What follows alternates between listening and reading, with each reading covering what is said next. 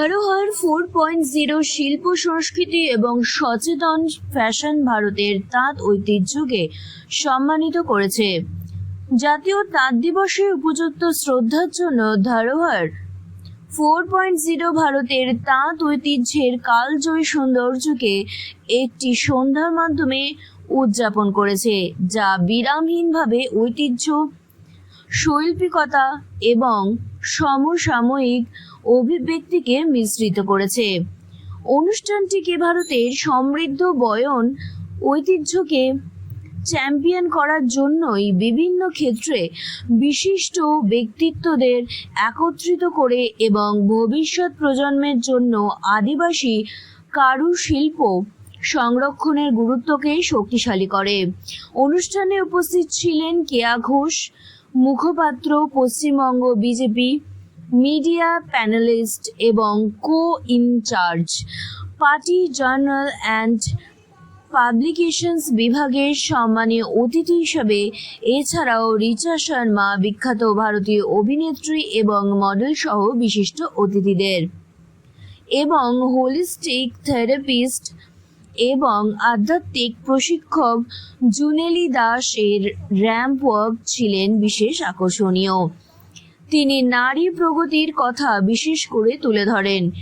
এছাড়াও মনসী রায়চৌধুরী, টেকনো ইন্ডিয়া গ্রুপের co chairperson doctor Rupali Basu, regional business head east and AP HCG cancer হাসপাতাল, সীমা সাপ্রু, অধ্যক্ষ হেরিটেজ স্কুল, সায়ন্তনী গুহ ঠাকুরাতা, বিখ্যাত ভারতীয় অভিনেত্রী এবং সুদেশনা রায়, প্রশংসিত ভারতীয় চলচ্চিত্র পরিচালক এবং অভিনেতা অনুষ্ঠানিক সার্বিক রূপ দেন। The handloom artisans and how have they been ignored for a couple of decades. So it is our promise to all the weavers, all the form of weaving technology in Bengal, be it toshor, be it katha, be it baluchori, be it Hulia, Dhonekhali, Begumpuri, to take not only to the people of India, to take out to the entire world and showcase to the world what Bengal is capable of.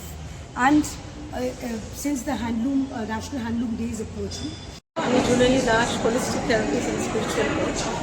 আজকে WICCI এর প্রেজেন্টেশনে ধরোহরে এসেছি।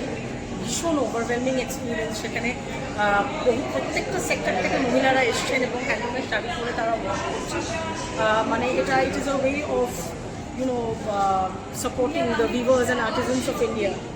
ভীষণ ভালো লাগছে। এরকম প্রোগ্রামে যেন আরও ভবিষ্যতে আসতে পারি, আরও ভালো মহিলারা আরও এগিয়ে যান এবং বিভিন্ন ক্ষেত্র থেকে মহিলারা এসছেন, সেটা আমাকে ভীষণ inspire.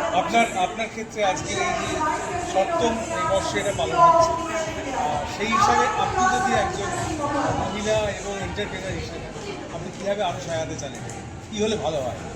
It's is absolutely perfect. সব দিক দিয়েই ঠিক আছে এটা, কারণ এখানে মেনলি আমাদের উইভিং যেটা ইন্ডিয়ান হ্যান্ডলুম, সেটাকে তো প্রমোট করবার জন্য হয়েছে। তো অবভিয়াসলি বিভিন্ন রকম ক্ষেত্র থেকে মহিলারা বিভিন্ন প্রদেশ থেকে শাড়ি পরে তারা ওয়াক করেছেন। Nothing better can be done than this. Plus প্রদর্শনী হচ্ছে, এক্সিবিশন হচ্ছে, তো সেটাও ভিভার্সদের একভাবে ভীষণভাবে সাহায্য করেছে।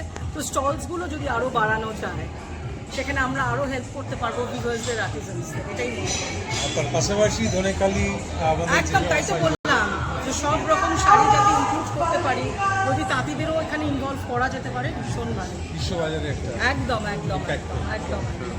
Thank you.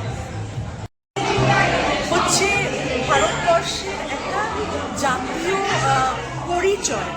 এটা আমাদের দেশের গর্ব এবং এটা আমাদের দেশের ঐতিহ্য। It's part of our history and culture. আজকে ভারতবর্ষের যে ভ্যারাইটি অফ হ্যান্ডলুমস রয়েছে সারা পৃথিবীর কাছে, সেটা মানে it is like a Jewel in the crown of India. এখন যেহেতু বাজারে ভীষণ পাওয়ারলুমের মানে ছেয়ে গেছে, আমাদের কনসিয়াসলি একটা মানে চেষ্টা চালাতে হবে যাতে আমরা হ্যান্ডলুমকে বাঁচিয়ে রাখতে পারি। তার কারণ